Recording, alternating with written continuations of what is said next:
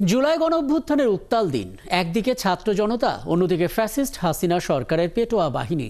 রক্তে রঞ্জিত ছাত্র জনতার আর্তচিৎকার কারো কাছে না পৌঁছানোর নীল নকশায় বন্ধ করে দেওয়া হয়েছিল ইন্টারনেট পরিষেবা।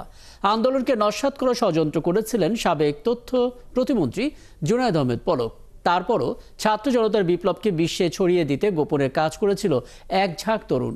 জুলাই বিপ্লবে সে অপ্রকাশিত অধ্যায়ের বাকিটা বুলবুল আহমেদ জয়ের প্রতিবেদনে।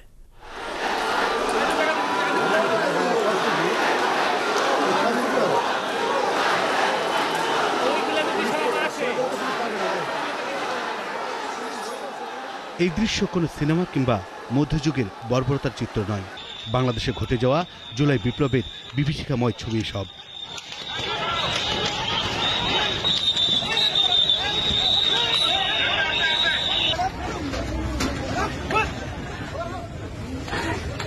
সাবেক প্রধানমন্ত্রী শেখ হাসিনা সরকারের লেলিয়েদা বাহিনীর নির্মমতাকে ঢাকতে সে সময়কার তথ্য প্রতিমন্ত্রী জুনায়েদ আহমেদ পলকের নির্দেশে বন্ধ করে দেওয়া হয়েছিল ইন্টারনেট পরিষেবা। কিন্তু শেষ রক্ষা হয়নি। দেশের মানুষের কাছে তখন এই বিভীষিকার চিত্র না পৌঁছালেও পৌঁছে গিয়েছিল বিশ্বের আনাচে কানাচে। কিন্তু কিভাবে? একাত্তরকে সেসব কথা জানিয়েছেন আইটি প্রতিষ্ঠান কোডমলির সিইও। এর মধ্যেই সরকার হঠাৎ করে 18 তারিখে ইন্টারনেট শাটডাউন করে দেয়, সম্পূর্ণভাবে আমরা ব্ল্যাক আউট হয়ে যাই। ওই সময় আমাদের একটা টিমকে নেপালে পাঠাইতে হয় আমাদের কাজের তাগিদে। বাংলাদেশ সরকার এয়ারপোর্ট দিয়ে একটা পেন ড্রাইভও নিয়ে যেতে দিত না। ওই সময় আমরা মেমোরি চিপের মাধ্যমে এগুলোকে নেপালে সেন্ড করে পৃথিবীর বিভিন্ন জায়গায় পাঠাইতে সহায়তা করি। আমাদের টিম এখান থেকে গিয়েছিল সম্ভবত 21 তারিখে। 23 তারিখে আমাদের ক্যাম্পেইনটা রান করে। তারপর থেকে আমরা 2টা টিমকে পাঠিয়েছিলাম এখান থেকে, যে আমাদের এই নিউজগুলোকে নিয়ে যেয়ে নেপালে দেওয়া হোক। ওখানে যে আমাদের টিমটা আছে তারা যেন তাদের অনলাইন থেকে এই জিনিসগুলোকে স্প্রেড করে। হাসিনা সরকারের কড়া নজরদারি এড়িয়ে প্রতিষ্ঠানটি দিনের পর দিন কাজ করলেও 5 আগস্টের কিছুদিন আগেই বিদেশে ফুটেজ পাঠানোর পথ জেনে যায় গোয়েন্দারা।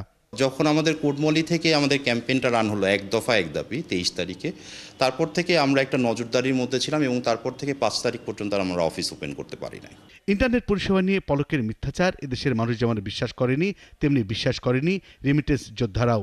দেশের ক্লান্তি লগ্নে বিদেশের মাটিতে তাদের আন্দোলনও যেমন বেগবান হয়েছে, তেমনি ফ্যাসিস্ট হাসিনার বিরুদ্ধে জনমত তৈরি হয়েছে অল্প সময়েই। আমাদের কিছু বিদেশি বন্ধুও আছে, হ্যাঁ, উল্লেখযোগ্য জন নামে একজন আছে আমাদের, হ্যাঁ, সে অনেক বড় ভূমিকাই পালন করেছিল আমাদের জন্য। আমরা তাদের মাধ্যমে এটা ফেসবুকে ছেড়ে দিই। অ্যাক্টিভিস্ট ছিল দেশের বাইরে থেকে, যেসব সাংবাদিক ভাইও কাজ করছিল বা যারা কাজ করছিলেন সবাই এই ক্লিপগুলোকে ইউজ করে এবং এটাকে একটা বড় আন্দোলনের রূপ দেওয়ার জন্য বা বাংলাদেশের রিয়েল সিনারিওটা জানানোর জন্য চেষ্টা করে। সেখানে আমাদের কোডমলির যে মেম্বারগুলো ছিল আমি সহ, তারা সবাই সর্বতোভাবে সহযোগিতা করি।